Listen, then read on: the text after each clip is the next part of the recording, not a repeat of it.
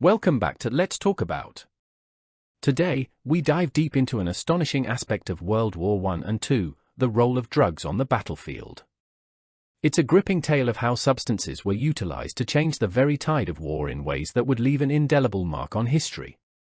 The German advantage with Pervitin. In the early days of World War II, the German military introduced Pervitin, a powerful methamphetamine that became a key player in their Blitzkrieg strategy.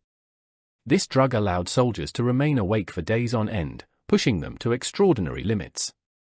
Imagine troops advancing at an incredible pace, covering 22 miles a day, all while under enemy fire.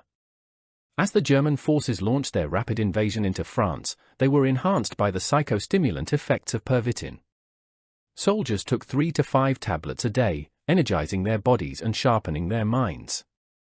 With the effects of the drug, they surged across the landscape, overcoming fatigue and fear.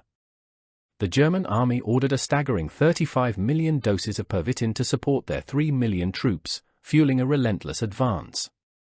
The Blitzkrieg tactics relied heavily on speed and surprise.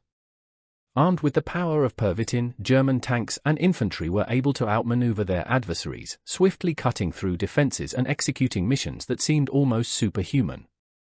Enhanced agitation and fearlessness. The soldiers under the influence of Pervitin experienced heightened aggression and reduced feelings of vulnerability. They became bold, charging enemy positions without the usual hesitation. The drug transformed their psyche, allowing them to operate at a level of intensity that was both exhilarating and terrifying. As the Germans cut communication lines, disabling French troops one by one, Pervitin was a silent ally pushing the aggressive agenda. Troops were emboldened, shooting through enemy lines in a way that left the opposition reeling. Amidst chaos and confusion, drug-fueled soldiers accelerated the rapid demise of entrenched defenses, changing the course of battles. The Allies joined the race. But the Germans were not the only ones utilizing stimulants. The Allies recognized the necessity of maintaining endurance and alertness in the face of relentless attacks. General Eisenhower ordered 500,000 pills of Benzedrine for American soldiers, each containing amphetamines. These substances were the key to maintaining focus during grueling battles, empowering soldiers to keep fighting in the heat of intense war. British and American bomber pilots also relied on stimulants to stay awake on treacherous missions over Axis targets. Like their German counterparts, they found that these drugs provided a crucial edge, allowing them to defy the odds and push through exhausting conditions. The dark experimentation of DIX. As the war progressed, German chemists concocted an even more potent blend, DIX, which combined oxycodone, cocaine, and methamphetamine.